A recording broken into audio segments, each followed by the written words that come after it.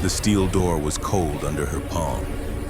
Major Catherine Sinclair stood motionless in the corridor, her posture a study in absolute stillness.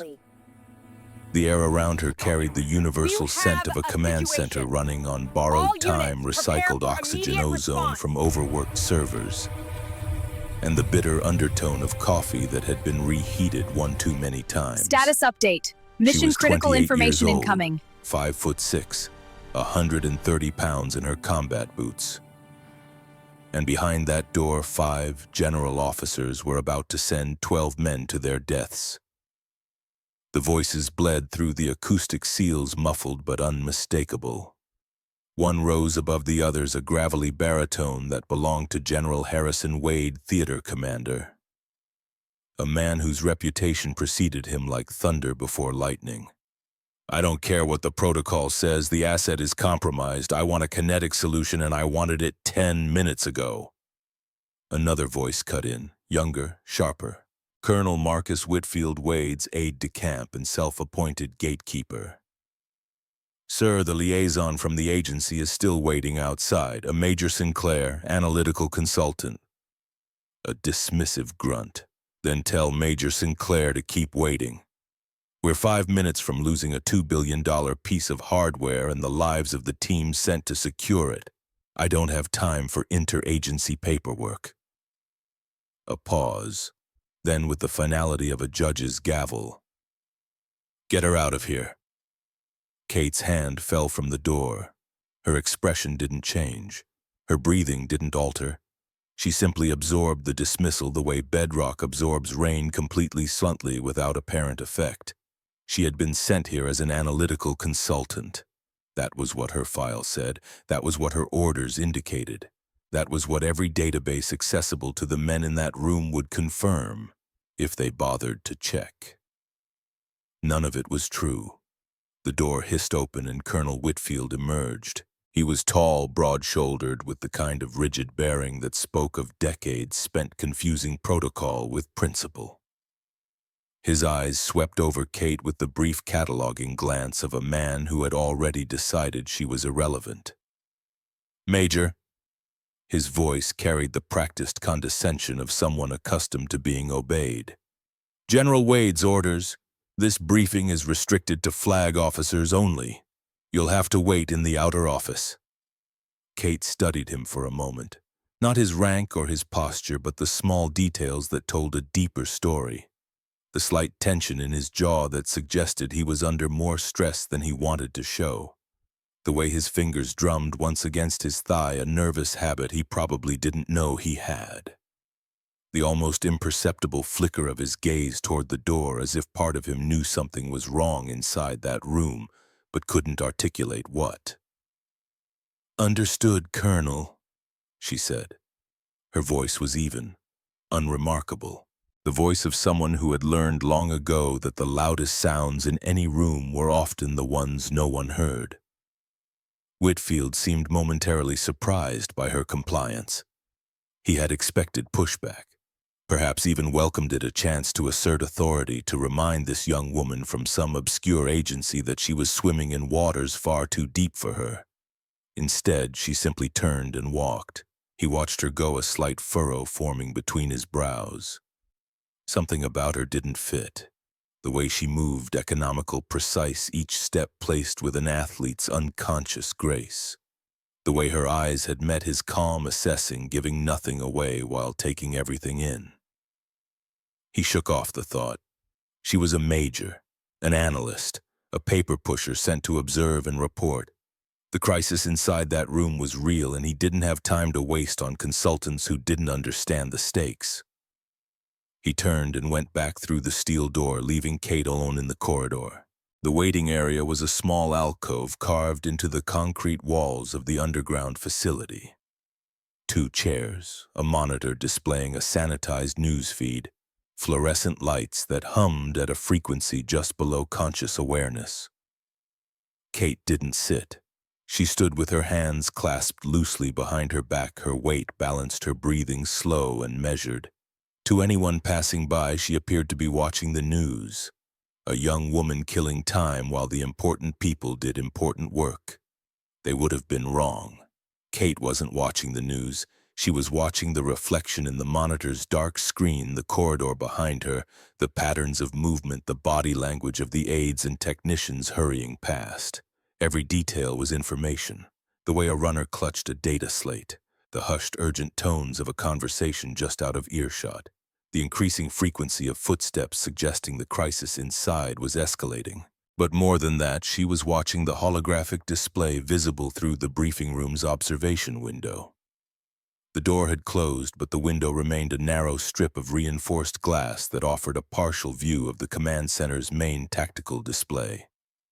She could see the terrain map, the glowing icons representing friendly and hostile positions, the blinking red marker that indicated the downed prototype, and she could see the flaw that the 5 generals inside had missed entirely. The heat signature. It dominated the center of the display, a bright, pulsing blob of thermal energy that the intelligence analysts had identified as the prototype's damaged power core.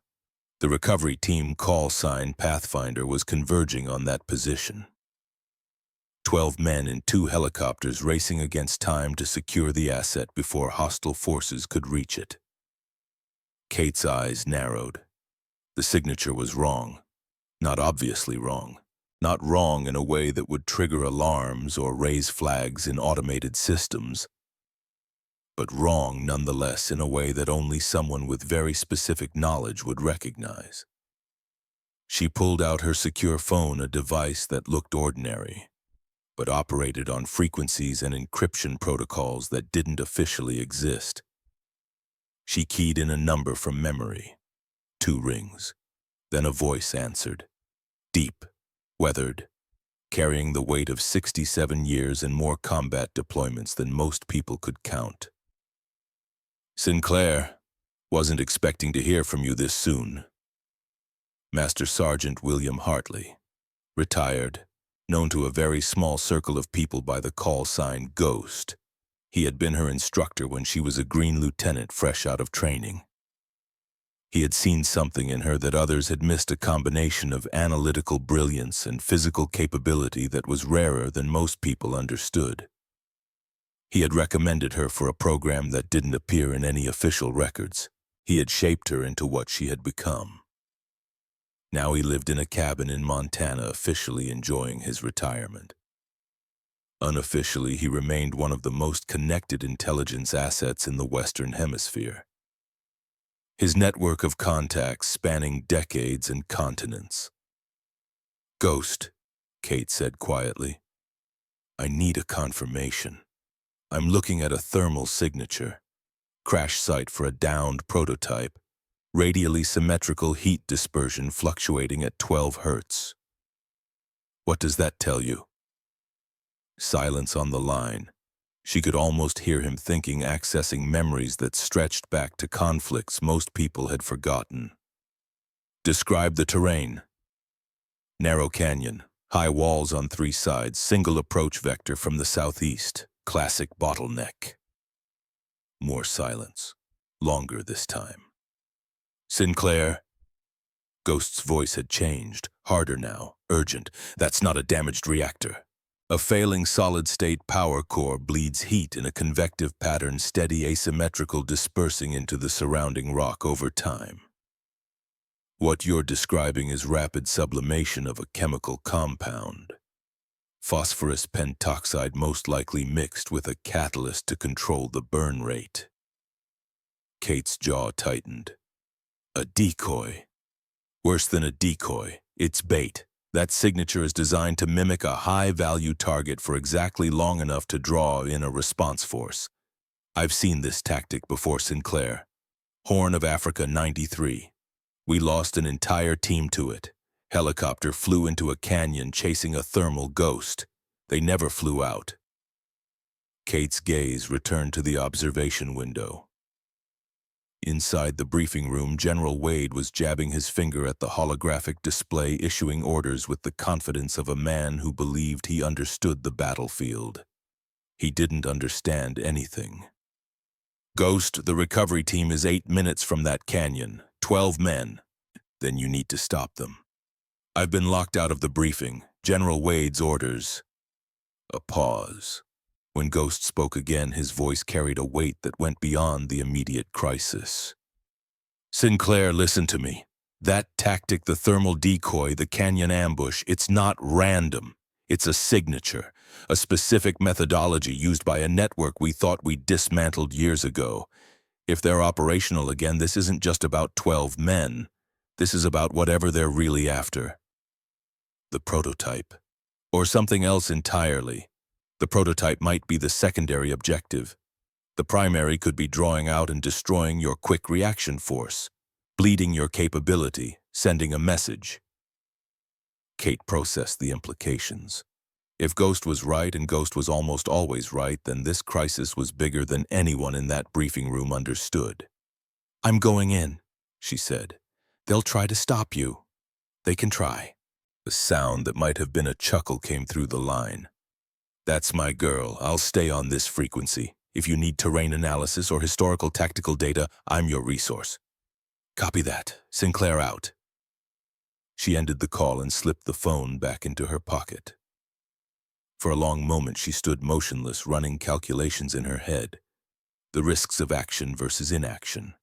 The institutional barriers she would have to overcome. The potential consequences if she was wrong.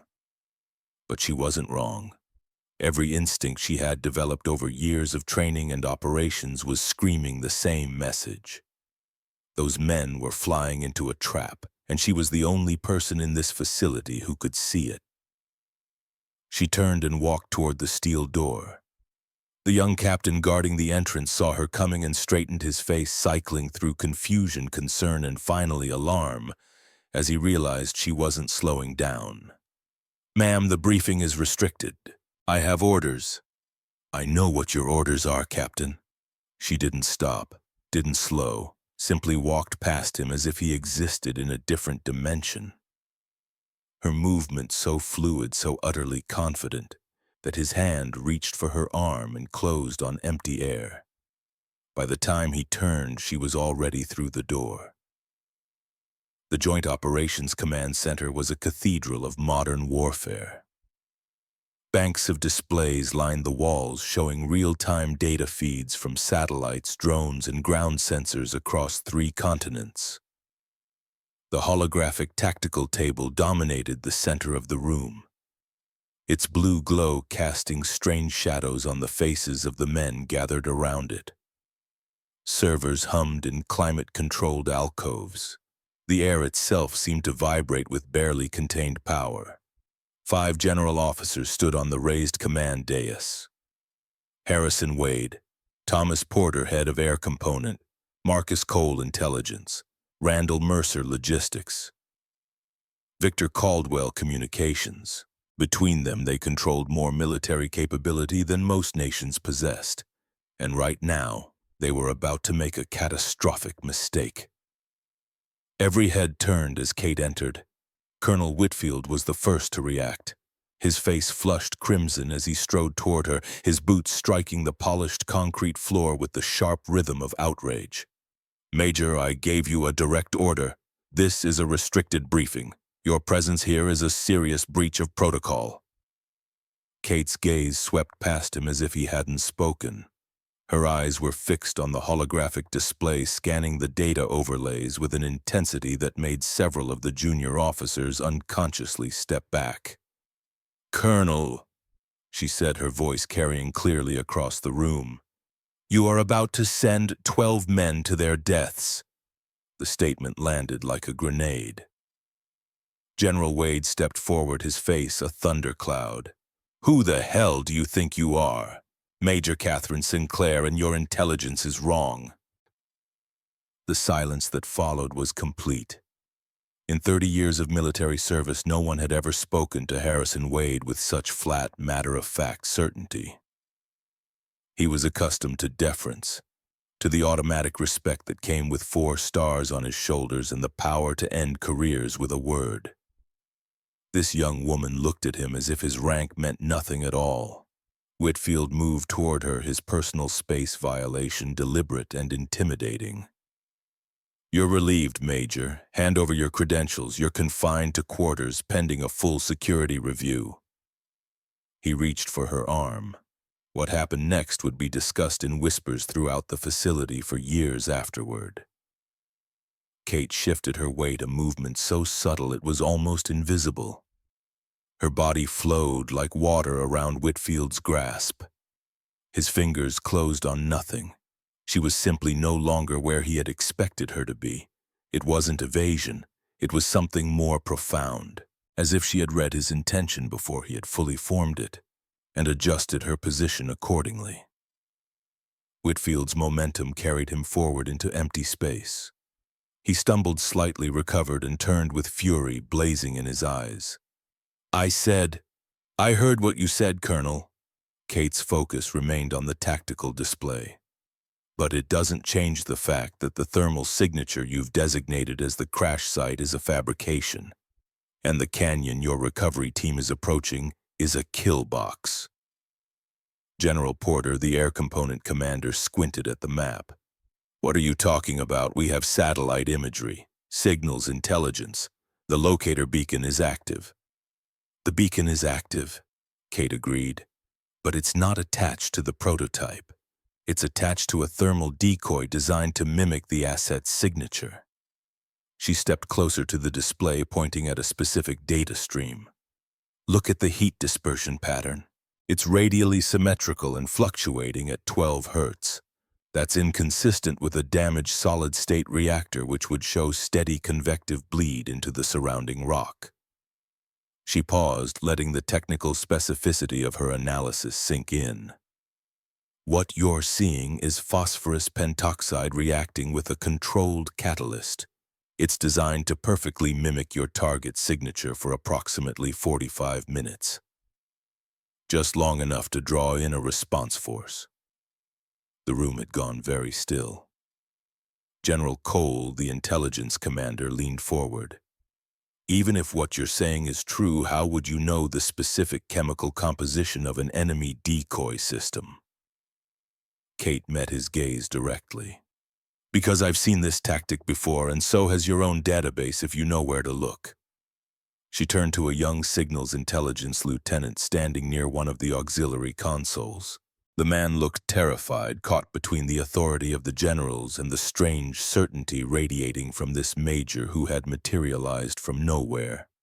"Pull up file designation Project Chimera, classification level Omega." The lieutenant's eyes widened. "Ma'am, that clearance is above your pay grade, I know." Kate's voice softened slightly. "Pull it up anyway. General Wade will authorize it." Every eye in the room turned to Wade. The general stood frozen, caught in a moment of impossible calculation. This woman had violated his direct orders, embarrassed his aide, and was now claiming access to intelligence files that were compartmentalized above even his clearance level. Everything in his experience told him to have her arrested, but something in her eyes gave him pause. Not arrogance, not defiance, something colder and more unsettling. Certainty, absolute unshakable certainty. And behind that certainty, barely visible, was something else. Urgency. The urgency of someone watching a clock count down towards zero. "Do it," he heard himself say. The lieutenant's fingers flew across his console. Security protocols were bypassed, authentication codes entered, encrypted files accessed. A new window opened on the main display. The file was titled Project Chimera. It contained a detailed analysis of an enemy deception tactic, thermal decoys used to lure high-value assets into prepared ambushes. The methodology, the chemical signatures, the tactical deployment patterns, and at the bottom of the file a video clip. The lieutenant played it. The footage was grainy, captured by a surveillance drone in harsh conditions. It showed a canyon nearly identical to the one Pathfinder was approaching. A helicopter, American military markings clearly visible, descended toward a thermal signature at the canyon's center. For a moment, everything was still. Then the canyon walls erupted. muzzle flashes from concealed positions, the distinctive smoke trails of anti-aircraft missiles launching from 3 directions simultaneously. A perfectly triangulated crossfire that left no avenue of escape. The helicopter tried to climb. Too late. A missile struck the tail rotor, sending the aircraft into a spinning descent. A second missile hit the main fuselage. The explosion was silent in the footage, but somehow that made it worse.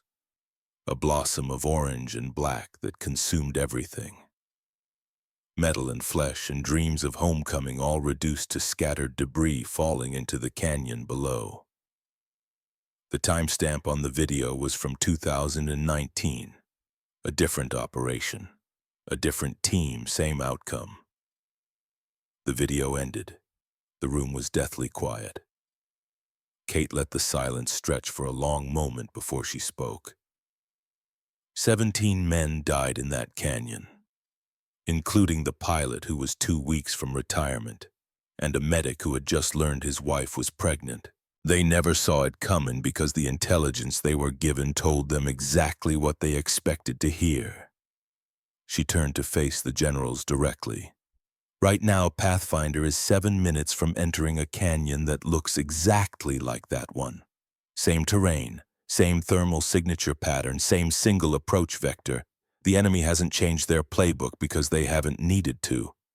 It keeps working. General Porter's face had gone pale.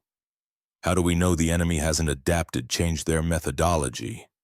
Because deception works best when it's familiar, when it gives the target exactly what they're looking for. Kate gestured at the holographic display. You wanted to find that prototype.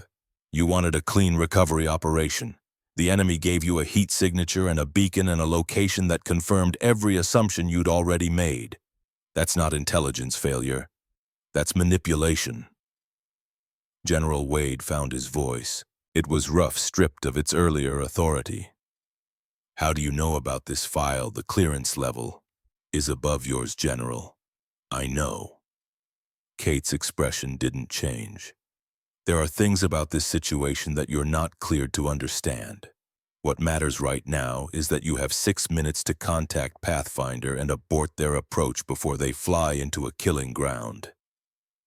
The tense silence was broken by General Cole's communications officer. Sir, we've been trying to raise Pathfinder since the Major arrived. Heavy electronic interference on all frequencies. We're getting through intermittently, but they're reporting they can't read our transmissions clearly. They're being jammed, Kate said. The enemy doesn't want them to receive a recall order. They want them to maintain course into the trap. Wade grabbed the microphone from the communications station. Pathfinder 1, this is Thunder Base. Abort mission immediately. I say again, abort. You are flying into a hostile ambush. Acknowledge. Static answered him, then distorted and broken. Under base. Raid. Heavy interference. 5 minutes to target. Pathfinder abort mission. The return signal dissolved into white noise. Wade slammed the microphone down. Get me a clear channel, I don't care what it takes. Technicians scrambled to comply. Frequencies were adjusted, power levels boosted, alternative communication methods attempted. Nothing worked. The enemy's electronic warfare capabilities were overwhelming everything they tried. Kate watched the countdown on the main display, 5 minutes and 43 seconds until Pathfinder entered the canyon. 5 minutes and 43 seconds until 12 men flew into a kill box that would leave no survivors. She pulled out her secure phone and keyed Ghost's frequency. Ghost status on alternative communication methods. Can you reach anyone in the region who might be able to relay to Pathfinder directly? Working on it, Sinclair. But the jamming is sophisticated. It's not just local. They're using multiple transmitters across a wide spectrum. Military grade. Someone spent serious resources setting this up. Understood. Keep trying. 4 minutes, 50 seconds. She ended the call and looked at the generals. They stood paralyzed.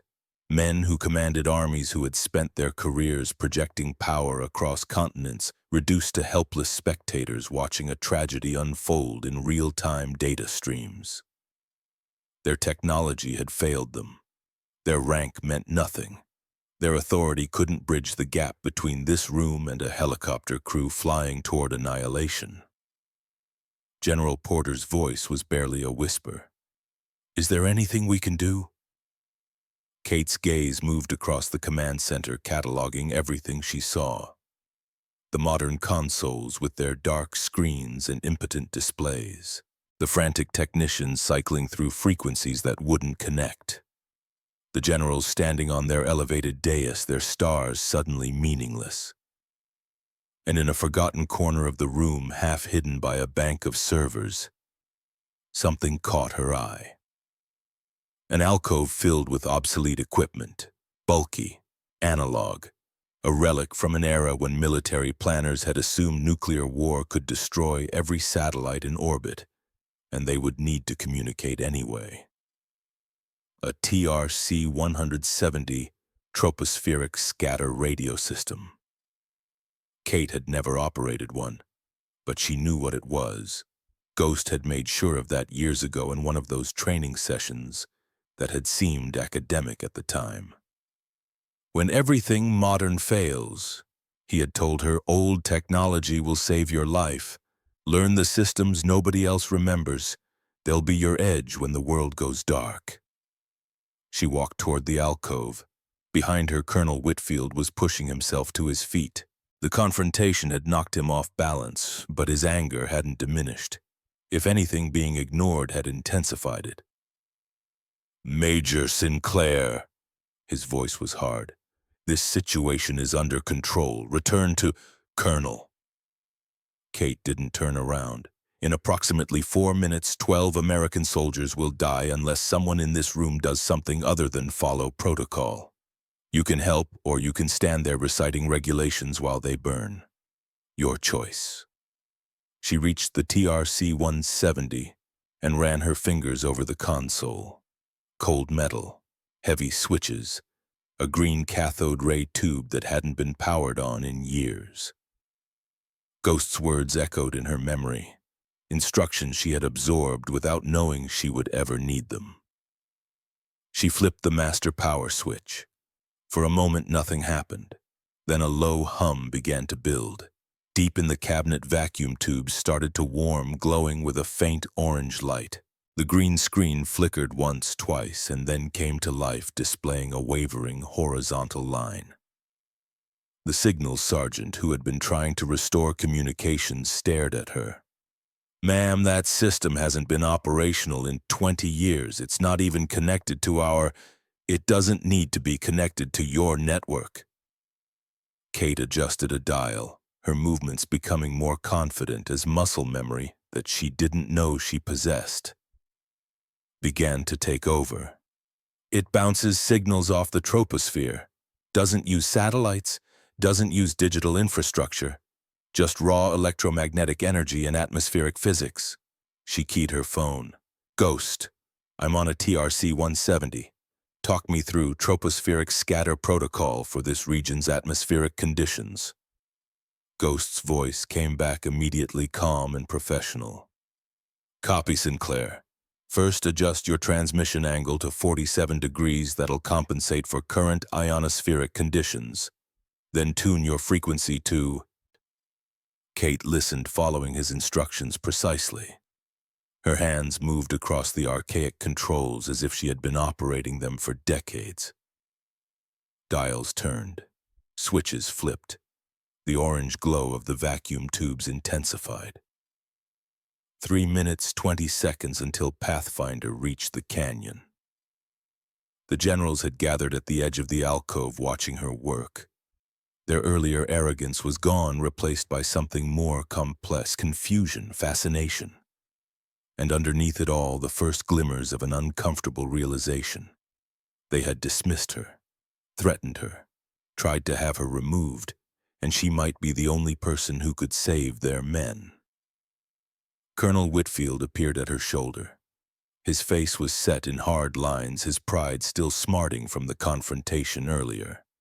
But beneath the wounded ego, genuine concern was finally breaking through. "Major, let me help. What do you need?" Kate didn't look at him. Her attention remained fixed on the oscilloscope, searching for patterns in the static.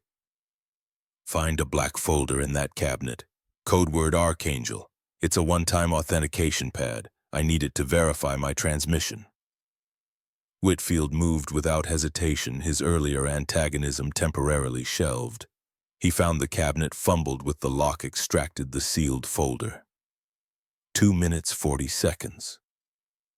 Kate keyed the authentication sequence Ghost had provided, compressed her transmission into a microsecond burst, and sent it screaming into the sky, not toward a satellite, but toward a layer of atmosphere 50 miles up, where the signal would bounce and scatter and hopefully impossibly reach a helicopter flying toward death in a distant canyon. Static, more static. 2 minutes 15 seconds.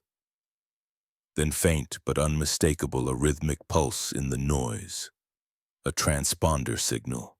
She had found them. Kate keyed her microphone.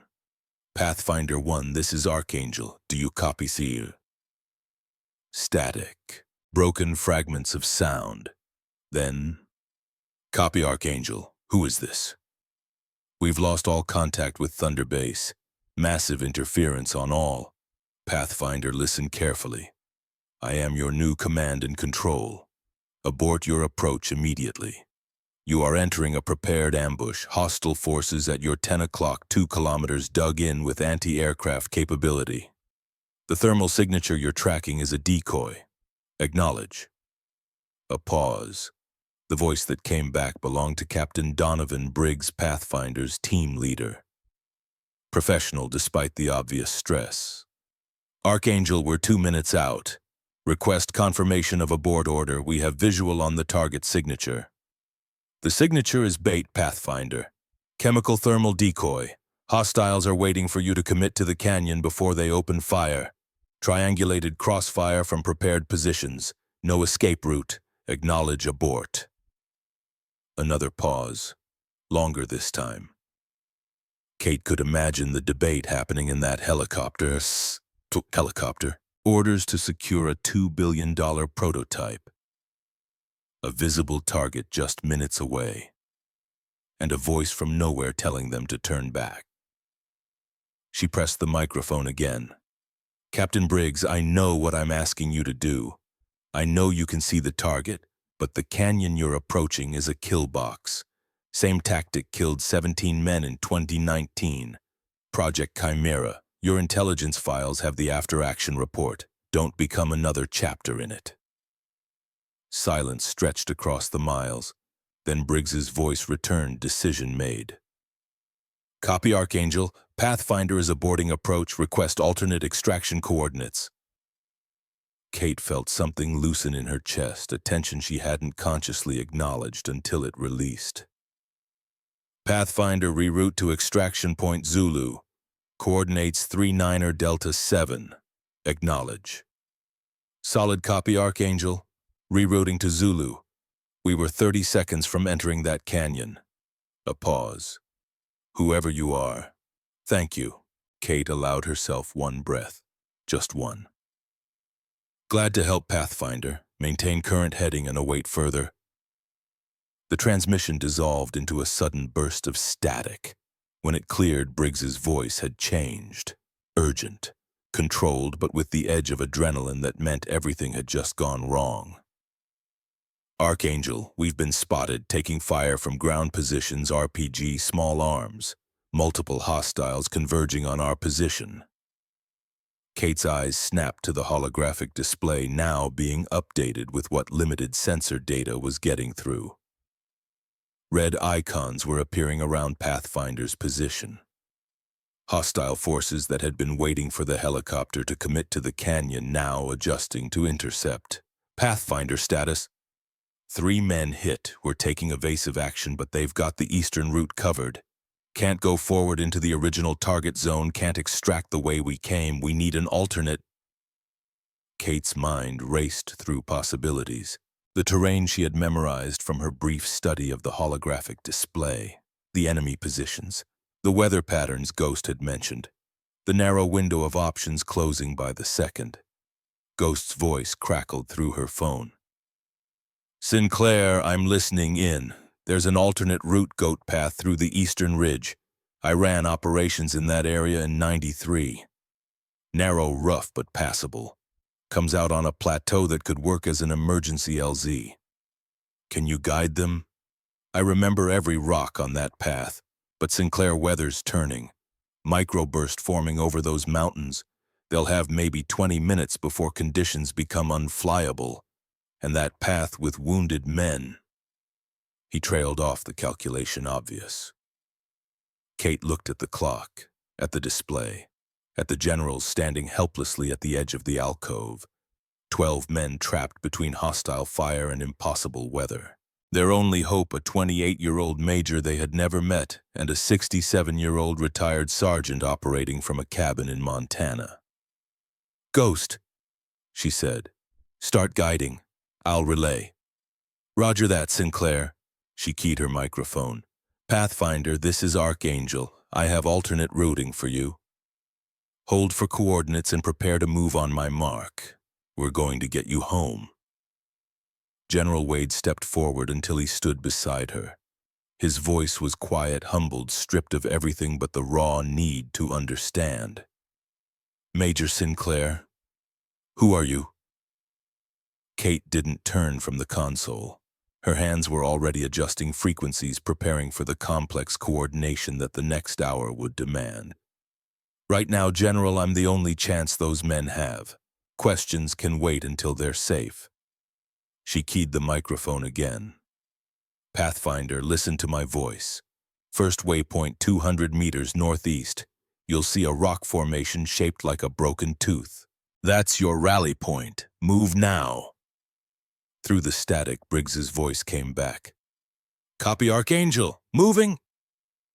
Kate settled into the chair in front of the ancient radio console. The orange glow of the vacuum tubes painted her face in warm light. Behind her, 5 generals watched in silence. The next few hours would determine whether 12 men lived or died, whether careers were ended or salvaged, whether the institutional arrogance of an entire command structure could be transformed into something wiser. But all of that was for later. Right now, there was only the mission, the voice in her ear, the lives hanging in the balance.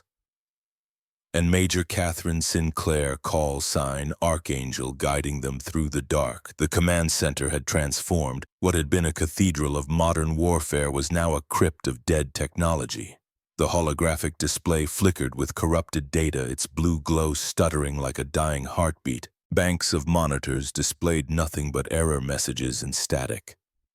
The hum of servers had been replaced by the whine of cooling systems struggling to manage equipment that no longer functioned. And in the center of it all, 5 general officers stood like statues carved from shock. Major Catherine Sinclair had been coordinating with Pathfinder for 11 minutes when the world ended. It began with a flicker. The overhead lights dimmed once, twice, then died completely. Emergency red lighting kicked in automatically, bathing everything in a bloody glow that made the room feel like the inside of a wound. Then the screens went dark, one by one like candles being snuffed by an invisible hand. Every display in the Joint Operations Command Center winked out of existence. The holographic tactical table collapsed into a shower of blue sparks and vanished. Satellite feeds disappeared, communication consoles went silent. The alarms came next, a discordant symphony of electronic screams as system after system registered catastrophic failure. Network offline. Satellite uplink severed, primary communications down, secondary communications down, tertiary backup failed. General Wade grabbed the nearest technician. "What the hell is happening?" The young man's face was pale in the red emergency lighting, his eyes wide with the particular terror of someone watching everything they understood about the world collapse around them. "Sir, it's a Carrington-level event. Massive solar flare. The electromagnetic pulse hit the entire hemisphere, every satellite, every digital communication system, everything that relies on the ionosphere for signal propagation. It's all gone." "Gone!" General Porter's voice cracked on the word. "What do you mean, gone?" "I mean destroyed, sir. Fried. The solar radiation has completely disrupted the ionosphere. High-frequency, ultra-high-frequency satellite communications. Nothing is getting through. We're looking at hours, maybe days, before anything normalizes." The implications settled over the room like a funeral shroud. Pathfinder was still out there.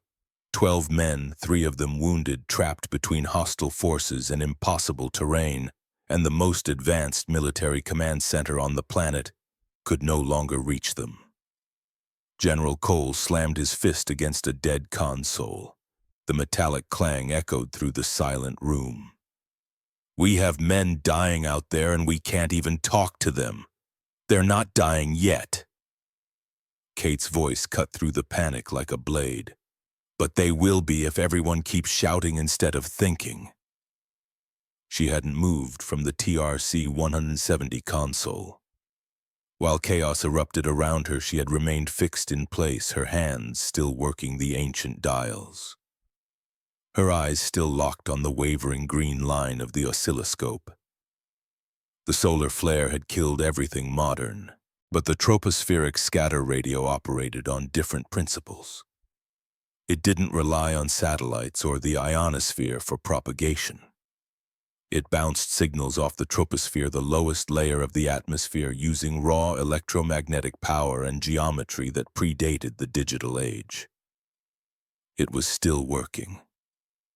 Ghost's voice crackled through the speaker, faint but present. "Sinclair, you still there?" "Still here, Ghost. Solar flare just knocked out everything in the facility. I'm on the only functional communication system in the building." "Figured as much. The burst hit here too. My satellite TV is dead, which means I'll miss the game tonight." A pause. "But the TRC-170 network is designed for exactly this scenario. You should be able to reach Pathfinder as long as you maintain the scatter angle." "Copy that. What's their status?" "Last position update had them 300 meters from the first waypoint, moving slow because of the wounded. Briggs reported 1 man with a serious leg injury, 2 others with shrapnel wounds. They're using an improvised litter for the worst one." Kate absorbed the information, running calculations in her head. Distance, terrain, time, the narrowing window of possibility. Weather status, deteriorating. My contact in the region reports a microburst forming over the eastern mountains. It'll hit the path area in approximately 18 minutes. Wind shear will make helicopter extraction impossible once it arrives. 18 minutes. 300 meters to the first waypoint, then another 2 kilometers of rough terrain to a usable landing zone. With wounded men, under hostile pursuit, the math was brutal. "Ghost, we need to accelerate the timeline. Is there a shorter route?" "There's a secondary path that cuts about 400 meters off the total distance, but it goes through a narrow ravine. If hostiles have moved to intercept, they could be waiting there." "What's your assessment?" "50-50. The enemy was set up for the canyon ambush. They might not have had time to reposition assets to cover the secondary route. Or they might have anticipated exactly this scenario and have a secondary kill team in place." Kate weighed the options. The safe route that might not be fast enough. The dangerous route that might get them killed. The lives of 12 men balanced on a decision she had to make in seconds. "We take the secondary path. If there's contact, we deal with it. If we stay on the primary route, the weather kills them anyway." "Understood. I'll adjust the waypoints, ready to relay when you are." Kate keyed her microphone. "Pathfinder 1, this is Archangel. How copy? Static, long seconds of nothing." Then Briggs's voice, strained but steady. Copy, Archangel. We're at the first waypoint. Morrison's bleeding has stabilized, but he can't walk. We're carrying him on the litter. What's the situation with extraction? Pathfinder. We've had a major communications disruption at Thunder Base. All digital systems are down. I'm your only link to command. Copy. A pause. She could imagine Briggs processing that information. The weight of it. The isolation. Copy, Archangel. Understood. What are our orders? Change of route. The primary path won't get you to the LZ before weather closes in. I'm redirecting you to a secondary route that cuts 400 meters. It's faster but potentially higher risk. There may be hostile forces along the way. Maybe. Intel is limited. We're operating on terrain knowledge that's 30 years old and best guesses about enemy disposition. It's not ideal, but it's better than the alternative. Another pause.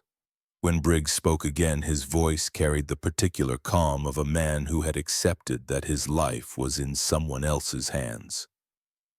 Copy, Archangel. We trust you. Send the waypoints. Trust. Such a small word for such an enormous thing. Kate relayed Ghost's coordinates, her voice steady and precise. Each instruction was a thread in a lifeline stretching across miles of hostile territory. Each acknowledgement from Briggs was confirmation that the thread still held. Behind her, the generals had gathered in a loose semicircle around the alcove. The earlier antagonism was gone. In its place was something more primal. Fear, uncertainty, the desperate hope of men watching someone else do what they could not. General Wade spoke first. His voice was quiet, almost humble. Major Sinclair, what can we do to help? Kate didn't turn from the console. Stay out of my way and keep everyone else out of my way. If I need something, I'll ask. Understood. It was the first time in his military career that Harrison Wade had taken orders from a major. It would not be the last time today. Colonel Whitfield had pushed himself to his feet after their earlier confrontation. His arm ached where she had hyperextended the joint, but the pain was distant now, overwhelmed by the enormity of what he was witnessing. He had tried to have her removed from the building. He had physically attempted to stop her from operating the only piece of equipment that could save 12 American lives. The shame of that realization was worse than the pain in his arm. He moved to the edge of the alcove, positioning himself where he could be useful without getting in the way. Major, if you need anything from the facility's backup systems, I can coordinate. Kate glanced at him for the first time since she had put him on the floor. Her expression was unreadable. Find out if we have any drone assets that can operate on direct line-of-sight control. Low altitude, short range. Something that doesn't need satellite uplink. Whitfield nodded and moved to comply, grateful for the chance to contribute something other than obstruction. The minutes crawled by. Kate maintained constant communication with Pathfinder, relaying Ghost's terrain instructions waypoint by waypoint. The old sergeant's memory was remarkable. 30 years since he had walked that ground. But he remembered every rock formation, every fold in the terrain, every potential ambush point. 200 meters to the ravine entrance, Ghost reported. Tell them to approach with caution. If there's going to be contact, it'll be there. Kate relayed the warning. Briggs acknowledged. Silence on the radio. Tense, stretching seconds that felt like hours. Then Briggs's voice tight with adrenaline. Archangel, we have movement. East side of the ravine, multiple contacts. They're setting up a blocking position. Kate's jaw tightened. Can you bypass? Negative. Terrain forces us through the ravine or back the way we came. We try to go around, we lose 20 minutes we don't have. Ghost's voice cut in on the secondary channel. Sinclair, there's a goat path that parallels the ravine about 50 meters to the north. It's barely visible, used by shepherds. If they move fast and quiet, they might be able to slip past the blocking force. Pathfinder, hold position. Ghost described the goat path. Ghost provided detailed instructions. A specific rock formation marking the entrance, a series of switchbacks that would be treacherous with a litter, a narrow section where they would have to move single file completely exceed if the enemy spotted them. Kate relayed everything to Briggs. It's risky, but if the blocking force doesn't know about the path you can get through without contact, and if they do know about it, then you'll be in a kill zone with no cover and no room to maneuver. Silence. Then Briggs, we'll take the path. Better to risk contact than guarantee we run out of time. Copy. Move on my mark. Ghost will guide you through. I'll monitor for any sign the enemy has detected your movement. Kate switched her attention between the primary channel to Pathfinder and the secondary channel to Ghost. Her hands made constant micro-adjustments to the radio's tuning, maintaining signal strength as atmospheric conditions shifted. Sweat beaded on her forehead, but her voice never wavered. General Porter approached Whitfield. The drone assets. There's a Reaper at the forward operating base that can be controlled via direct radio link. Short range, but if Pathfinder can get close enough to the plateau, we might be able to provide air support. Get it airborne. Already coordinating, sir. The command center had found a new rhythm. Not the smooth efficiency of a fully functioning facility, but something more desperate and more human. Officers who had spent their careers managing information flows were now runners physically carrying messages between steams. Technicians who had never touched analog equipment were learning on the fly. Coaxing functionality from systems they had assumed were museum pieces. And at the center of it all, Kate worked the ancient radio like a conductor directing an orchestra in the dark. Pathfinder status. Entering the goat path now. Terrain is worse than expected.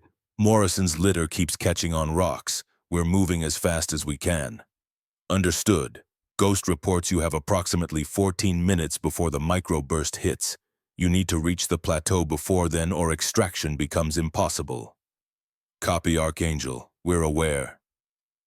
The tension in Briggs's voice was audible even through the distortion of the tropospheric scatter signal. 14 minutes. A little over a kilometer of treacherous terrain. 3 wounded men, 1 on a litter. Hostile forces somewhere behind or around them. Impossible odds. But impossible was not the same as hopeless. Kate keyed Ghost's channel. Any sign the blocking force has detected their movement. Negative so far, but they're smart. They'll figure out quickly that Pathfinder isn't coming through the main ravine. Once they do, they'll start looking for alternatives. How long do we have? 5 minutes, maybe less. Depends on how well trained they are. Kate processed the information. 5 minutes of stealth, then potentially 9 minutes of running while under fire. The equation kept getting worse. Ghost is there any way to create a diversion? Draw the blocking force away from Pathfinder's position? Not from here. I'd need assets on the ground. A pause. Unless what? The drone Whitfield mentioned. If it can get close enough, a single missile strike on the blocking force's position would scatter them at least temporarily. Buy Pathfinder some breathing room. Kate turned to Whitfield. Status on the Reaper. Airborne and en route. ETA to operational range is approximately 6 minutes. 6 minutes. By then, Pathfinder would either be through the goat path or they would be fighting for their lives. Can we accelerate? It's already at maximum speed, Major. The forward operating base is 30 kilometers from the operational area. Kate turned back to the radio. Pathfinder, be advised. We have air support en route. ETA 6 minutes. If the enemy detects you before and then go to ground and hold, we'll suppress their position and clear a path. Copy, Archangel. 6 minutes. Briggs's voice was grim. We'll try to stay quiet until then. The next 4 minutes were the longest of Kate's life. She monitored every scrap of information coming through the various channels. Ghost's updates on terrain and weather. Pathfinder's position reports, each one placing them closer to the end of the goat path, but also closer to the enemy blocking force. Whitfield's countdown to the drone's arrival. Around her, the generals and their staff stood in helpless silence. They had nothing to contribute now. All their training, all their experience, all their rank and authority meant nothing in this moment. The only things that mattered were an old radio, an older sergeant's memories, and a young major's ability to hold everything together. General Wade watched Kate work. He had commanded tens of thousands of soldiers. He had overseen operations across multiple continents. He had briefed presidents and testified before Congress. He had never felt so useless in his life. This woman, this major he had dismissed without a second thought. She was doing something he couldn't even comprehend. Managing multiple information streams, making split-second decisions, projecting calm across miles of distance to men who were depending on her voice to guide them home. He thought about the confrontation earlier, how close he had come to having her removed, how close he had come to silencing the only person in this building who could save his people. The arrogance of it made him sick. "Contact!" Briggs's voice shattered the tension. "Enemy has spotted us. We're taking fire." Kate's response was instant. "Pathfinder, go to ground. Find cover. Drone support is 90 seconds out. We're in the open. The path narrows here. No cover for 50 meters. Then move. Get to the end of the path. I'll walk the drone strike onto their position. Go, Pathfinder. Go now." The sound of gunfire crackled through the radio, not the crisp, clear report of close combat, but the distant, scattered rhythm of a running firefight. Men shouting, the thump of boots on rock, the whistle of bullets passing too close. Kate's hands flew across the radio controls. She switched to the drone operator's frequency. "Talon 2-7, this is Archangel. I have troops in contact. Request immediate fire support on hostile position." "Archangel, Talon 2-7. I have no target designation. Our laser systems are down with everything else." "Talon, I'm going to talk you onto the target. Grid reference follows." Kate pulled the coordinates from memory, the location of the blocking force as Ghost had described it. "Confirm ready for fire mission?" "Archangel, that's danger close to friendly forces. I need positive identification before I can engage." "Talon, there's no time for positive identification. Friendlies are moving northeast through the goat path.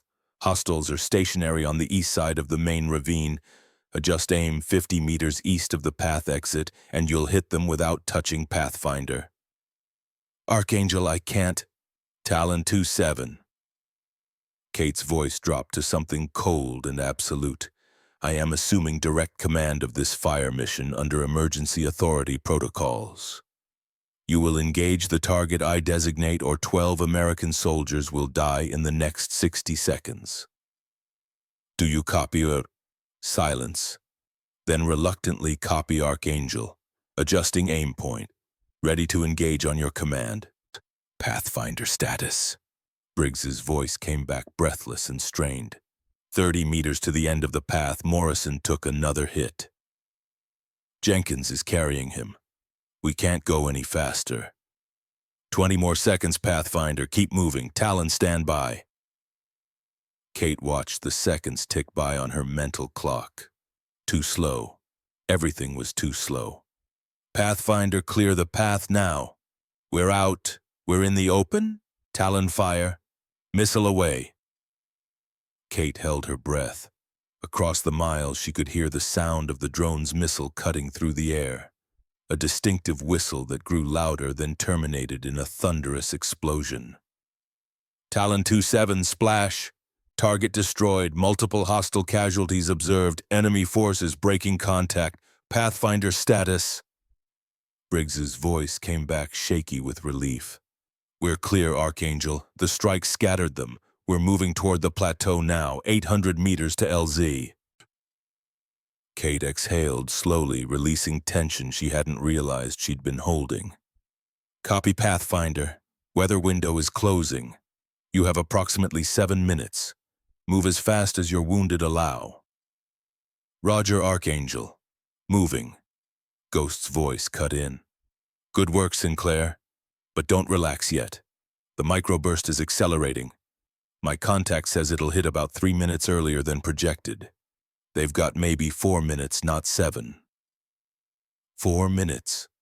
800 meters of rough terrain, 3 wounded men. The math had just gotten impossible again. Kate keyed the radio. Pathfinder, be advised. Weather update. Window is 4 minutes, not 7. You need to run. Archangel, we can't run. Morrison is unconscious. Jenkins is carrying him over his shoulder. Thomas and Kowalski both have shrapnel wounds. We're moving as fast as humanly possible. Then move faster than humanly possible, Pathfinder. Because in 4 minutes, nothing is flying in or out of that area. Silence on the radio. Kate could imagine the scene. Exhausted men pushing beyond their limits. The wounded dragging themselves forward through sheer force of will. The knowledge that safety was so close and time was running out. She turned to Whitfield. The extraction helicopter. Where is it? Dustoff 77 is holding at the edge of the weather system. Pilot reports visibility is already marginal. They're waiting for Pathfinder to reach the LZ before committing. Tell them to commit now. Meet Pathfinder at the plateau. If they wait any longer, they won't be able to get in at all. Major, if the helicopter enters the weather system before Pathfinder reaches the LZ, then they'll be in position to extract immediately when Pathfinder arrives. Tell them to go. Now. Whitfield hesitated for just a moment. Then he moved to relay the order. General Wade stepped forward. Major Sinclair, if that helicopter goes down. Kate didn't look at him. Her eyes remained fixed on the console, her hands making constant adjustments to maintain signal strength. General, if that helicopter doesn't go in, 12 men die for certain. If it does go in, there's a chance. I'd rather risk the chance than accept the certainty. It was the kind of decision that ended careers, the kind that got officers court-martialed if it went wrong. But Kate didn't have time to worry about careers. She had time only for the lives hanging in the balance. Dustoff 77 is moving, Whitfield reported. Pilot says visibility is dropping fast. They'll have maybe 2 minutes on station before they have to pull out. 2 minutes. Pathfinder was still 400 meters from the LZ. Ghost's voice. Sinclair, the path from their current position to the plateau is relatively clear. If they can maintain pace, they should make it with about 30 seconds to spare. The terrain is uncertain. One bad step, one twisted ankle, and the timeline collapses. Kate keyed the radio. Pathfinder, listen to me. You have 400 meters to go. The extraction helicopter is committing now. They'll have 2 minutes on station. You need to cover that ground in 90 seconds or you're spending the night on that mountain. Do you understand? Briggs's voice came back ragged but determined. Copy, Archangel. 90 seconds. We're going to make it.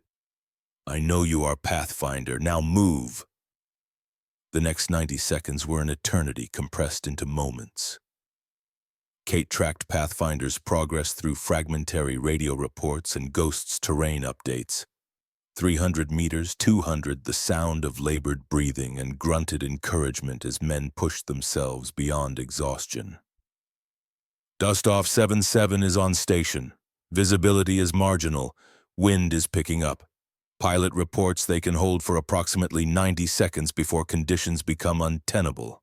Pathfinder 100 meters, you should have visual on the helicopter. Visual on Dustoff, we see them, we're coming in. Dustoff, be advised. Friendlies approaching from the southwest. 3 wounded, 1 on litter. Prepare for hot extract. Copy, Archangel. Ramp is down, medic standing by. Kate watched the clock. 90 seconds had become 60, had become 30. Pathfinder status.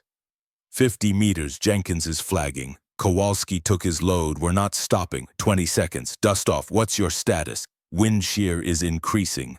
We can hold for maybe 15 more seconds, then we have to pull out or we're going down.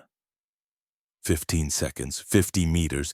Kate's voice remained steady, but inside, everything was screaming. Pathfinder, the helicopter is pulling out in 15 seconds. You need to be on that bird. We see it. We're there. We're... Static. Kate's heart stopped. Pathfinder report, nothing. Dust off 7-7 status. The pilot's voice came back strained but triumphant. Archangel Dustoff 7-7 is wheels up with 12 souls aboard. All Pathfinder personnel recovered. 3 wounded, 1 critical. We're outrunning the weather now. ETA to field hospital is 14 minutes. The command center erupted. Men who had stood in helpless silence for the past hour suddenly found their voices. Cheers, applause, the release of tension that had built to unbearable levels. Kate didn't move. She sat perfectly still in front of the ancient radio, her hands resting on the console, her eyes closed. The adrenaline that had sustained her through the crisis was draining away, leaving behind an exhaustion so profound it felt like gravity had doubled. 12 men, alive, because an old radio still worked and an older man still remembered the terrain. Ghost's voice came through the speaker, quiet but warm. Good work, Sinclair. 12 men going home to their families because of you. Because of us, Kate corrected. I couldn't have done it without your guidance. You did the hard part. I just remembered some rocks. A pause. Colonel Ashworth would have been proud. The name hit Kate like a physical blow. Margaret Ashworth, Ghost's mentor, the woman who had founded the Directorate's Field Operations Division, the first female assessor. She had died 3 years before Kate joined the program, but her legacy permeated everything. The training protocols, the operational philosophy, the fundamental principle that capability mattered more than credentials. She trained you, Kate said quietly. You trained me. That's how it works. That's exactly how it works. Now finish what you came there to do. Those generals have some learning ahead of them. Kate opened her eyes. The celebration around her was dying down as reality reasserted itself. The crisis was over, but the facility was still crippled. The solar flare's effects would take hours to dissipate. The questions about what had happened and who was responsible for almost getting 12 men killed would not wait that long. She became aware that General Wade was standing at the edge of the alcove watching her. His face was different now. The arrogance that had defined him an hour ago was gone, replaced by something more complex, respect certainly, but also confusion. And underneath it all, the dawning awareness that he had fundamentally misjudged the woman sitting before him. Major Sinclair, he said carefully, I believe you and I need to have a conversation. Kate rose from the chair. Her legs were steady, though it took conscious effort to make them so. She turned to face Wade directly for the first time since the crisis began. Yes, General, I believe we do. She reached into the inner pocket of her uniform jacket. The movement was unhurried, deliberate, the gesture of someone who had nothing to prove and nothing to fear. Her fingers closed around the leather case she had carried since leaving Washington. The case she had hoped she wouldn't need to open. The case that would change everything. She held it for a moment, feeling its weight. Such a small thing to carry such enormous implications. Then she stepped forward and placed it on the central console of the command dais. The generals gathered around. Wade, Porter, Cole, Mercer, Caldwell. 5 men whose combined authority controlled more military power than most nations possessed. Kate flipped open the case. The badge inside caught the red emergency lighting and seemed to absorb it. Gunmetal gray, a stylized eagle with folded wings, 2 diamond eyes that glittered like chips of ice. And above the eagle a single word that made every general in the room stop breathing. Assessor. The silence that followed was complete. The badge lay on the console like a live grenade. gunmetal gray alloy that absorbed the red emergency lighting rather than reflecting it. A stylized eagle with wings folded against its body eyes represented by two small diamonds that caught what little light existed and transformed it into something piercing. Above the eagle, a single word engraved in capital letters. Assessor. Below the word, a serial number. No agency name, no departmental seal, no indication of which branch of the vast American intelligence apparatus had issued it. There didn't need to be. General Harrison Wade stared at the badge as if it were a venomous snake that had materialized on his command console. His face, already pale from the stress of the past hour, went the color of old ash. The confident authority that had defined him for 3 decades of military service drained away, leaving behind something raw and exposed. He knew what that badge meant. They all did. General Thomas Porter, the air component commander, made a sound that was half gasp and half groan. His hand reached out toward the console as if to steady himself, then withdrew without touching anything. General Marcus Cole, intelligence, took an involuntary step backward. His analytical mind was already running through the implications, and every calculation ended in the same catastrophic conclusion. General Randall Mercer, logistics, had gone completely still. He was a man who had built his career on preparation and contingency planning, and he had no contingency for this. General Victor Caldwell, communications, simply stared. His mouth moved slightly, but no sound emerged. Colonel Marcus Whitfield, still nursing the arm that Kate had hyperextended an hour earlier, looked at the badge and then at the woman who had put him on the floor. The color drained from his face so completely that he seemed almost translucent in the red emergency lighting. The Directorate of Special Oversight. The name was barely spoken above a whisper, even in the most secure facilities in the country. It was the kind of organization that most military personnel believed was a myth. A ghost story told to frighten ambitious officers who thought they were above accountability. It was not a myth. The Directorate had been created in the aftermath of a series of catastrophic intelligence failures in the early 2000s. Its mandate was simple but terrifying: to observe, evaluate, and if necessary, intervene in any military or intelligence operation at any level that showed signs of failure or compromise. Its agents, the assessors, operated with plenary authority. They answered to no one in the normal chain of command. They reported directly to a council of the highest national command authorities. People whose names were themselves classified. They could override the orders of a 4-star general as easily as those of a second lieutenant. They were judge, jury, and if the situation warranted, executioner of careers. And one of them had just spent the past hour being dismissed, threatened, and physically assaulted by the very people she had been sent to evaluate. Wade found his voice first. It came out as barely more than a whisper. Assessor. Kate's expression remained neutral. Neither hostile nor sympathetic, simply watchful like a scientist observing an experiment. General Wade, she acknowledged. Wade's throat worked as he struggled to form words. His mind was racing through the events of the past hour, replaying every dismissive comment, every arrogant assumption, every moment when he had treated this woman as an inconvenience rather than what she actually was. He had tried to have her removed from the building. He had allowed his aide to physically threaten her. He had dismissed her analysis as the interference of an uninformed outsider. And she had saved 12 of his men anyway. Ma'am. The word felt strange in his mouth, directed at someone who wore oak leaves instead of stems, but rank had suddenly become meaningless. We had no idea. Your file listed you as an analytical consultant. There was no indication. That's what it's supposed to say, General. Kate's voice was even, carrying no obvious judgment. Assessors don't announce themselves. The evaluation only works if subjects behave naturally.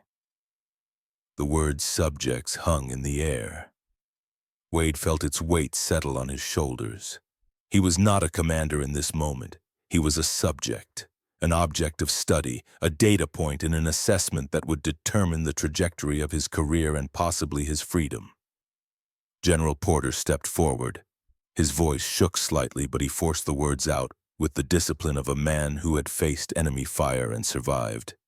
Assessor Sinclair, I want to say something.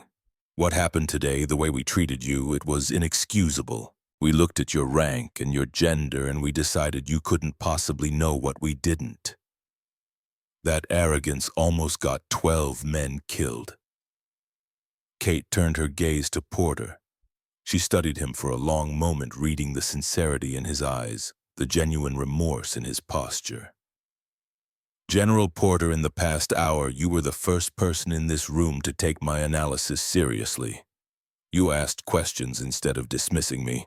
That will be reflected in my report. Porter's face showed a complex mixture of emotions, relief at the acknowledgement, shame at how low the bar had been. The realization that asking basic questions was apparently notable behavior in this command structure. General Cole found his voice.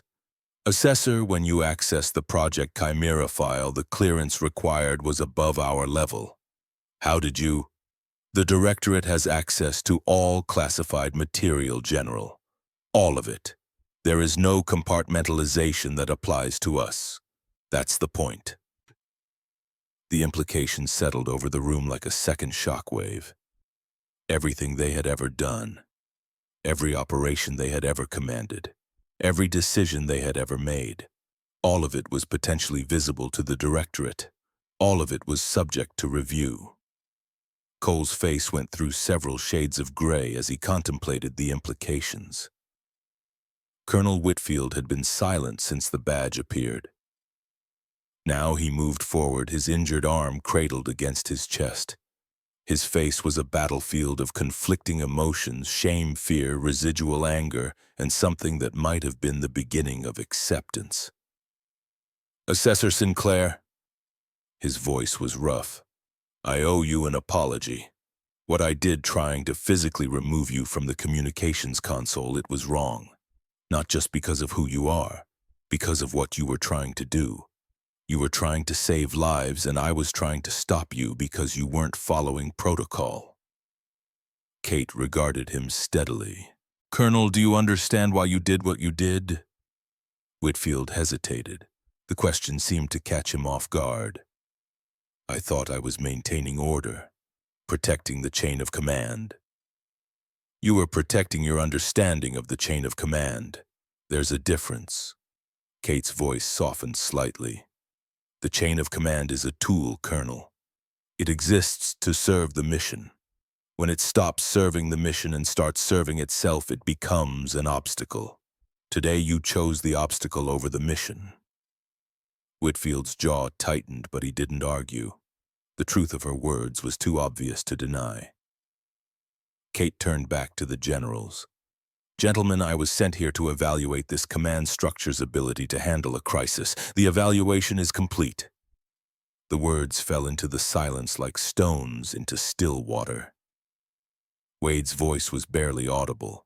And your conclusion? Kate let the question hang for a moment. She looked at each of the 5 generals in turn, reading their faces, assessing their responses to the impossible situation she had placed them in. My conclusion is complex, General. The initial response to the crisis was characterized by arrogance, institutional blindness, and a systemic failure to process information that contradicted existing assumptions. You dismissed valid intelligence because it came from an unexpected source. You allowed rank and gender bias to override operational necessity. You came within minutes of sending 12 men into a kill box because the alternative was admitting that you might be wrong. Each word landed like a hammer blow. The general stood motionless, absorbing the assessment. However, Kate continued, the story doesn't end there. A flicker of hope crossed Wade's face. Faint, tentative, but present. When the systems failed and the crisis became real, something changed. You listened, you provided resources when asked. You put aside ego to support an operation you didn't control. General Wade, you authorized a drone strike based on my recommendation alone with no independent verification. That took courage. Wade blinked. He hadn't thought of it that way. In the moment, it had felt like desperation, not courage. Colonel Whitfield, Kate continued, after our confrontation, you didn't sulk or obstruct. You asked how you could help, and you followed through. You found the drone assets that made the fire support possible. That matters. Whitfield's expression shifted. The shame was still there, but something else was joining it. Not pride exactly, more like the first tentative step toward redemption. My report will reflect all of this. The failures and the recovery. The initial arrogance and the eventual adaptation. The Directorate doesn't exist to destroy careers, gentlemen. We exist to ensure that the right lessons get learned. General Mercer, who had been silent throughout, finally spoke. What happens now? Kate reached out and closed the leather badge case with a soft click that echoed in the quiet room. Now you rebuild. Your communication systems will come back online within the next few hours as the solar flare's effects dissipate. Your men will return safely. As for the prototype, preliminary analysis suggests it was never in that region. The crash, the beacon, the thermal signature, all fabricated. The enemy wanted your quick reaction force, not some piece of hardware. Finding their actual objective will require a separate investigation through different channels. She paused, letting the words settle. What matters is what you do with this experience. You can treat it as an aberration, a perfect storm of circumstances that will never happen again. You can go back to your screens and your stars and your assumptions about who deserves to be heard and who doesn't. Her gaze swept across all 5 generals. Or you can remember what happened today. Remember that your technology failed you. Remember that your assumptions nearly killed your men. Remember that the person who saved them was someone you tried to throw out of the building. The silence that followed was profound. Kate turned away from the generals and walked back toward the alcove where the TRC-170 still hummed quietly, its vacuum tubes glowing orange in the dim emergency lighting. She had one more conversation to complete. She keyed the microphone. "Ghost, you still monitoring?" The response came immediately, warmth evident even through the distortion of the tropospheric scatter signal. "Where else would I be, Sinclair, watching my stories, the satellites still out?" Despite everything, Kate felt a small smile tug at the corner of her mouth. "The crisis is resolved. Pathfinder is safe. The assessment is complete. I figured as much when the shooting stopped. How did the brass take the badge reveal? About as expected. Shock, fear, the beginnings of genuine reflection. That's more than most manage. You did good work today, Sinclair. Real good." Kate's smile faded slightly. "I couldn't have done it without you, Ghost. Your memory of that terrain saved those men. My memory gave them a path. You gave them someone willing to fight the whole system to make sure they could walk it. That's the difference between knowledge and action, Sinclair. Knowledge without action is just trivia. Action without knowledge is just chaos. You had both today." Kate was quiet for a moment, absorbing his words. "Ghost, there's something I want to ask you. Colonel Margaret Ashworth. You never talk about her much, but I know she meant a lot to you. What would she have thought about today?" A long pause on the other end of the line. When Ghost spoke again, his voice carried a weight of memory and loss that decades had not diminished. "Peggy Ashworth was the toughest person I ever knew. Man or woman didn't matter. She could outshoot, outthink, and outwork anyone in the Directorate. But what made her special wasn't the tough part. It was that she never lost sight of why we do this." Another pause. "She used to say that power is just a tool, like a hammer or a radio. It doesn't care who wields it. It doesn't care if you're right or wrong, it just amplifies whatever you point it at.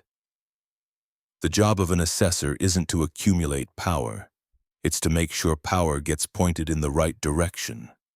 And today you pointed it exactly where it needed to go. Peggy would have been proud. Hell, I'm proud, and I don't say that to just anyone. Kate felt something loosen in her chest. She had spent years trying to live up to the legacy of people she had never met. To hear that she had succeeded even partially from someone who had known them meant more than she could express. Thank you, Ghost, for everything. The guidance, the training, the memories that saved 12 lives today. Don't thank me, Sinclair. Just keep doing the work. That's how we honor the people who came before, not with words, with actions. Copy that. She paused. Ghost, one more thing. What you said earlier about Colonel Ashworth, about her being the first female assessor. She's the one who recommended me for the program, isn't she? Even though she died before I joined. Silence on the line. Long enough that Kate wondered if the connection had finally failed. Then Ghost's voice, quieter than before. Peggy tracked candidates for years before approaching them. She first flagged your name when you were still a cadet at the academy based on your instructor's reports. By the time she passed, your file was 6 inches thick. She had a gift for seeing what people could become, not just what they were. She saw something in you years before anyone else did, before you saw it in yourself. Kate closed her eyes. The weight of that revelation settled over her like a mantle. She never met me. She didn't need to. She updated her list of potential assessors every year until she couldn't anymore. Your name was on the last version, top of the list. How did she find me? That's a story for another time, Sinclair. When you're ready to hear it. For now, just know that you've lived up to everything she believed you could be, and you're just getting started. Kate stood motionless in front of the radio for a long moment, processing. The connection to a legacy she had never known she was part of.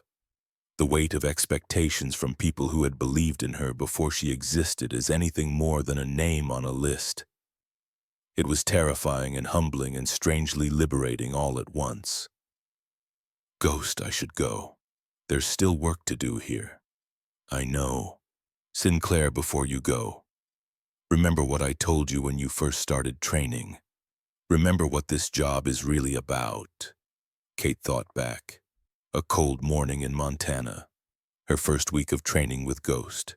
A conversation by a frozen lake. Respect is earned, she said quietly. Never given, never taken, earned.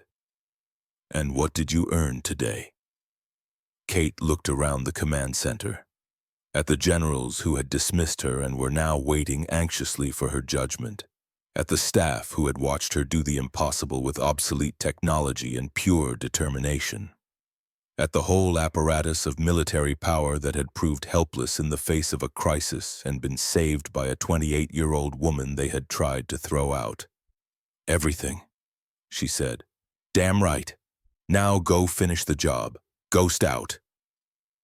The connection ended. Kate removed her headset and placed it carefully on the console. She reached out and touched the warm metal casing of the TRC-170 one last time, a silent thank you to technology that had proved more reliable than anything modern in humanity's most desperate hour. Then she turned and walked back to face the generals. They were still standing where she had left them, arranged in a loose semicircle around the command dais. The emergency lighting had begun to flicker as backup systems slowly came online, the harsh red giving way to occasional bursts of normal fluorescent illumination that made everyone look slightly ill. Kate stopped in front of them. She didn't climb onto the dais. She didn't need to. She had proven that elevation was irrelevant to authority. Gentlemen, I have a few final things to say before I leave. Wade straightened slightly. We're listening, Assessor. Kate studied each face in turn. Wade with his years of command experience and the terrible knowledge of how close he had come to catastrophe. Porter already showing signs of genuine reflection. Cole still processing the implications of everything that had been revealed. Mercer quiet and watchful learning. Caldwell clearly shaken but holding himself together. And Whitfield standing slightly apart, his injured arm a physical reminder of his mistakes. In the next few weeks, you will all be tempted to rationalize what happened here, to tell yourselves that it was a unique circumstance, a perfect storm that will never recur.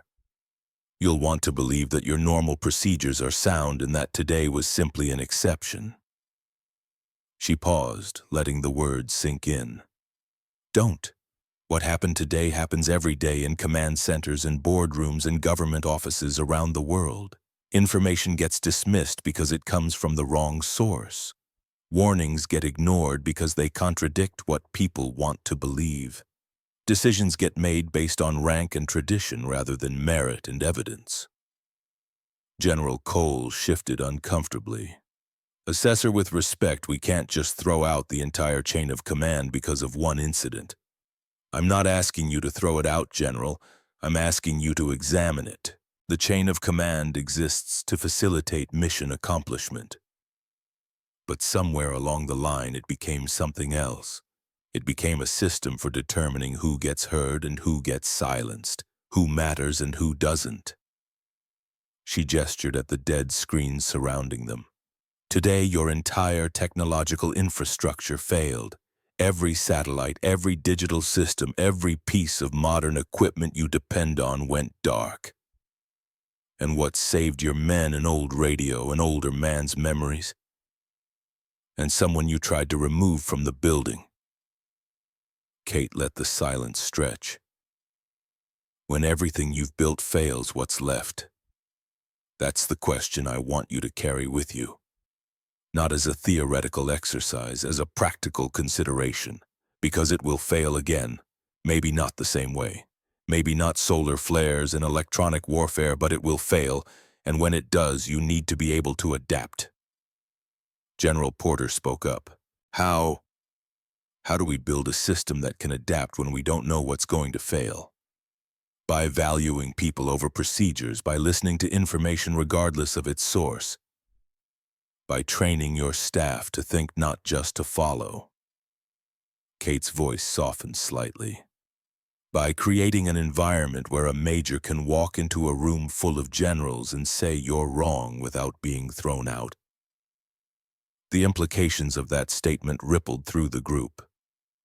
Kate reached into her pocket and withdrew a small card. She handed it to Wade. This is a direct contact number for the Directorate. It's not something we give out lightly, but I believe this command structure has the potential to become something better than it was today. If you're serious about reform, if you want guidance on how to build the kind of adaptive organization I'm describing, use that number. Wade looked at the card as if it might bite him. Then he carefully placed it in his breast pocket. We'll use it, he said. I'll make sure of that. Kate nodded. She turned to address Whitfield directly. Colonel, you and I had a rough start today, but you showed something valuable after our confrontation. You didn't let wounded pride override mission requirements. You asked how to help and you followed through. That's rarer than you might think. Whitfield met her eyes. The shame was still there, but it was joined now by something else. Resolution, perhaps, the determination to be better. Assessor, I've spent 20 years believing that protocol was the same thing as duty. Today showed me the difference. I won't forget it. See that you don't. Kate paused. And Colonel, get that arm looked at. The joint isn't damaged, but you'll want ice on it for the swelling. Despite everything, a ghost of a smile crossed Whitfield's face. Yes, ma'am. Kate turned to make her final exit. She had taken 2 steps toward the door when a new sound cut through the quiet hum of recovering systems. The communications console crackled to life. Thunder Base, this is Dustoff 7-7. We are on final approach to Field Hospital. All Pathfinder personnel stable. Request you relay to Archangel if she's still monitoring. The room went still. The communications officer looked at Kate, uncertain. She nodded for him to respond. Dust off 7-7 Thunder Base. Archangel is present, go ahead. A different voice came through the speaker. Rougher, exhausted, but unmistakably the voice of Captain Donovan Briggs. Archangel, this is Pathfinder Actual. We're all here, all 12 of us. Morrison is in surgery, but the docs say he's going to make it. Thomas and Jenkins are stable. Kowalski is already complaining about the hospital food, so he's definitely fine. A ripple of relief passed through the command center. Some of the staff members who had watched the entire crisis unfold wiped at their eyes. We wanted you to know, Briggs continued, that every man on this team understands what you did for us today. We were 30 seconds from flying into that canyon when your voice came through. 30 seconds from dead, and then you guided us through terrain we couldn't see, through enemy fire, through weather that should have killed us. You did that. Kate stood motionless, listening. I don't know who you are. I don't know where you are. But wherever you go after this, whatever you do next, I want you to carry something with you. 12 families are going to see their husbands and sons and brothers again because of you. My daughter is going to grow up with a father because of you. That matters. That matters more than anything. Briggs's voice caught slightly. Archangel, on behalf of everyone in Pathfinder, thank you. We owe you our lives, and if you ever need anything at all, you know how to reach us. The transmission ended. Kate stood in the silence that followed. For just a moment, the professional mask cracked. Her jaw tightened. Her eyes, usually so controlled, shimmered briefly in the emergency lighting. 12 families, 12 futures, 30 seconds. She blinked once, twice, and the mask was back. But those who were watching closely, and everyone was watching, saw something they would remember. The assessor was human after all. The weight of Briggs's words settled over the room, a reminder that behind all the talk of systems and procedures and institutional reform, there were human beings. Fathers, sons, brothers, people who would have died today if not for an old radio and an older man's memories and a young woman who refused to accept that rank determined worth. She turned back to the generals one final time. That, gentlemen, is what this is all about. Not the technology, not the chain of command, not the stars on your shoulders or the badges in your pockets. People, lives. The sacred trust that exists between those who give orders and those who carry them out. She paused, her gaze sweeping across all 5 of them. You violated that trust today, not through malice, but through complacency. Through the assumption that your way of seeing the world was the only way, through the belief that your authority was the same as your competence. General Wade nodded slowly. His face showed the weight of full understanding finally settling in. 12 men are alive because the violation was caught in time. Next time you might not be so lucky. Next time there might not be someone standing outside your door who sees what you've missed. Next time the body bags might be real. She let the words hang in the air. Don't let there be a next time. Kate turned and walked toward the exit. Her footsteps echoed in the cavernous room, each one a punctuation mark at the end of a sentence that had been written in adrenaline and terror and ultimately in salvation. She was almost to the door when General Wade's voice stopped her. Assessor Sinclair? She paused but didn't turn. I've been in the military for 31 years.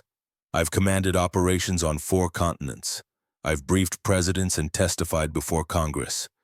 I thought I understood what leadership meant. A long pause. I was wrong.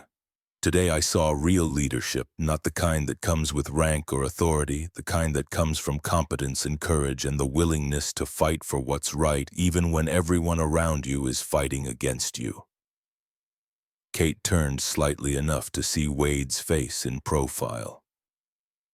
I won't forget this lesson, Assessor, and I'll make sure no one else in this command forgets it either.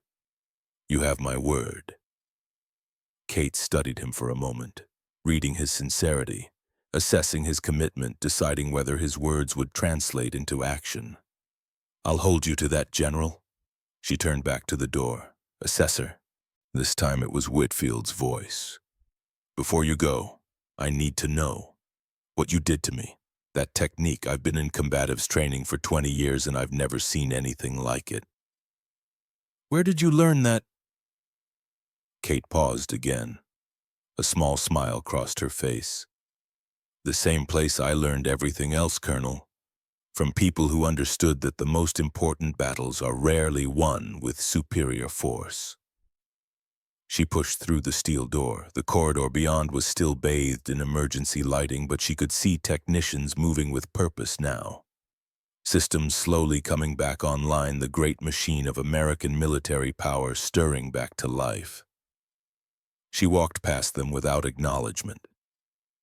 Past the waiting area where she had stood an hour ago, watching reflections in a dark screen, seeing what no one else could see, past the security checkpoints and the blast doors and the long concrete tunnels that led to the surface. She emerged into cold desert air. The sun was setting over the Nevada mountains, painting the sky in shades of orange and purple that seemed almost too vivid after the artificial lighting of the underground facility. Stars were beginning to appear in the eastern sky, points of light that had been there for billions of years, and would be there for billions more, indifferent to the dramas of the small creatures on the planet below. Kate stood for a moment, breathing in the clean air, feeling the tension of the past hours slowly drain from her muscles. 12 men alive, a command structure shaken, a lesson that might actually stick. She had seen reforms take root and transform organizations. She had also seen them wither under institutional resistance. Tonight she couldn't know which way this one would go, but she had done her job. She pulled out her secure phone and dialed a number from memory. "Control, this is Archangel. Assessment complete. Returning to base." "Copy, Archangel. Transport will be at your location in 30 minutes. Anything to report?" Kate thought about everything that had happened, the arrogance and the adaptation, the failure and the recovery, the lives saved and the lessons learned. "Detailed report to follow," she said. "For now, note that the subjects showed initial resistance but eventual receptivity to corrective input. Recommend continued monitoring with quarterly follow-up assessments." "Understood, Archangel. Anything else?" Kate looked back at the entrance to the underground facility. Somewhere down there, 5 generals were having conversations that would shape the future of their command.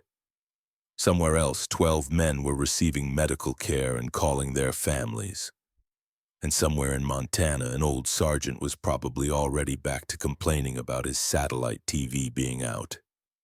"Yes," she said.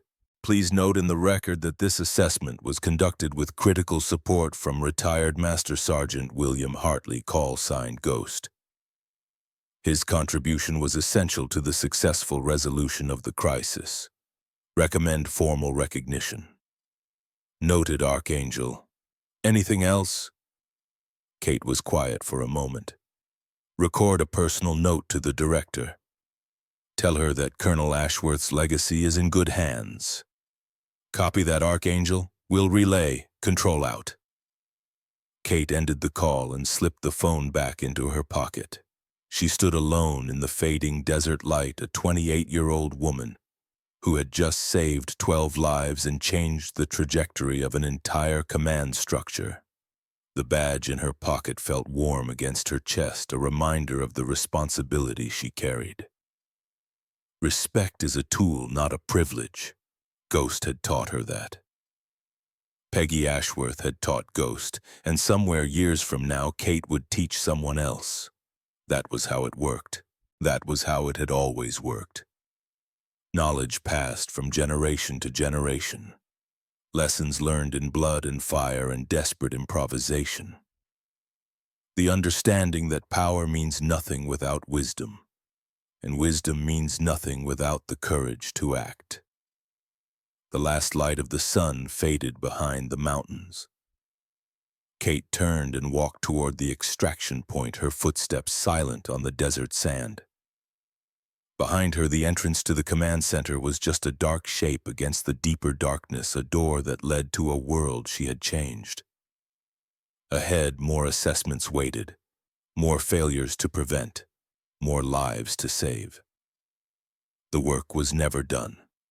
But for tonight, 12 men would sleep in their own beds. 12 families would hold their loved ones close. 12 stories would not end in tragedy. That was enough. That would always be enough. Major Catherine Sinclair, call sign Archangel, walked into the darkness and disappeared.